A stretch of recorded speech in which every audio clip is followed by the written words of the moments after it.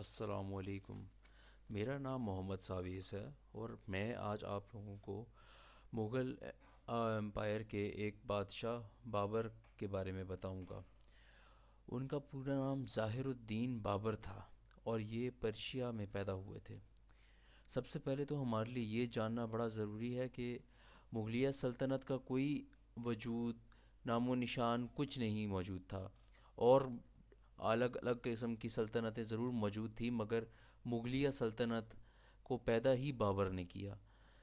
اپنے 4 سال کے وقت میں انہوں نے جتنا کچھ فتح کر سکے انہوں نے کیا۔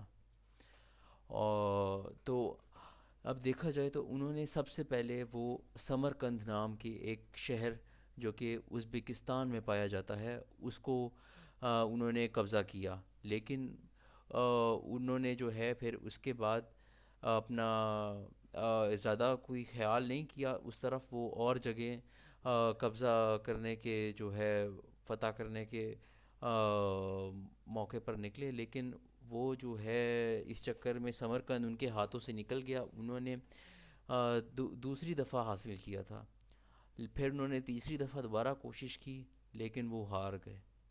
پھر اس کے بعد انہوں نے ثمرقند سے جان چھڑائی اور انہوں نے اپنا جو ہے سوچا کہ اب تھوڑا سا ظاہر بات ہے اچھی جگہ اور بڑی جگہ چاہیے۔ اس وقت جو ہے سب کانٹیننٹ یعنی ہندوستان کا بہت نام تھا مرچوں میں، مطلب سبزی، فروٹ، ان سب چیزوں میں کافی اچھا نام تھا۔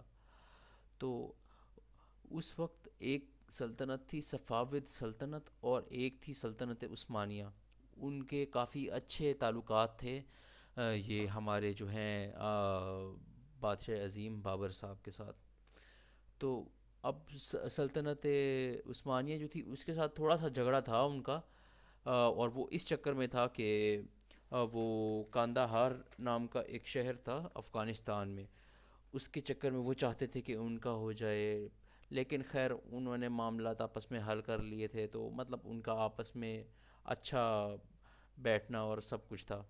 تو بابر نے سب کچھ جو اپنے اسلحہ وغیرہ جتنا کچھ حاصل کیا انہوں نے وہاں ان دونوں سلطنتوں کے بادشاہوں اور ان سے بات چیت کر کے حاصل کیا۔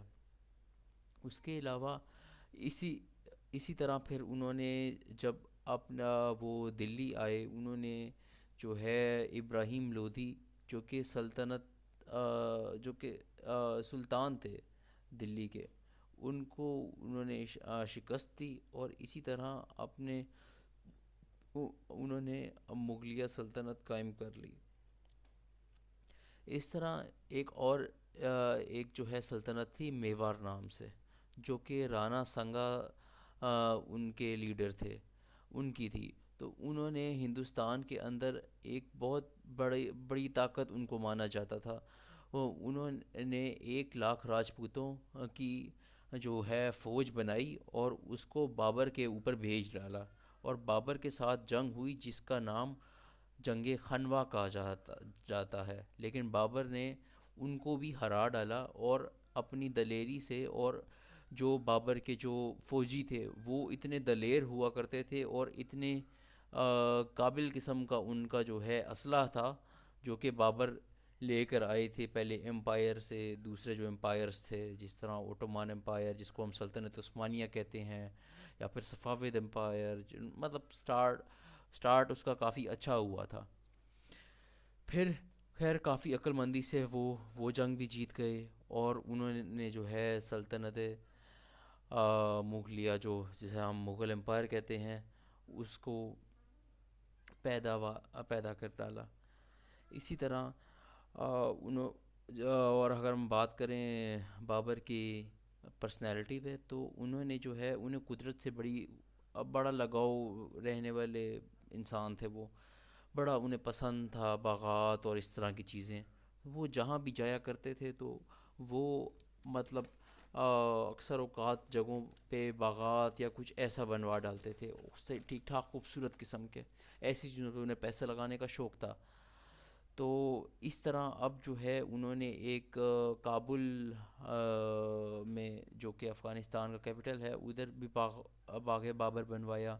اس کے علاوہ انہوں نے مسجد کا اختتام آ، کروایا، جو کہ انڈیا میں بنی، جس کو مسجد بابری کہا جاتا ہے. اس کے علاوہ آپ حیرانی کی بات یہ ہے کہ بابر نے صرف 4 سال میں مغلیہ سلطنت کھڑی کر کے رکھ دی، اور دکھا ڈالا کہ کتنے کمال کے لیڈر ایک وہ تھے. اس کے علاوہ وہ تو آخر میں کوئی مسئلہ نہیں ہوا، لیکن 4 سال بعد ان کی خود موت ہو گئی. تو وہ جو ہے وفات پا گئے، اور انڈیا کے شہر آگرہ میں ان کی وفات ہوئی. پہلے تو ان کو ادھر ہی دفن کیا گیا، لیکن بعد میں ان کو جو ہے افغانستان کے کیپٹل کابل میں ان کی جو لاش جو بچی کچی تھی وہ ادھر دفنا دی، کیونکہ ان کی خواہش تھی. تو بس. اوکے. اللہ حافظ.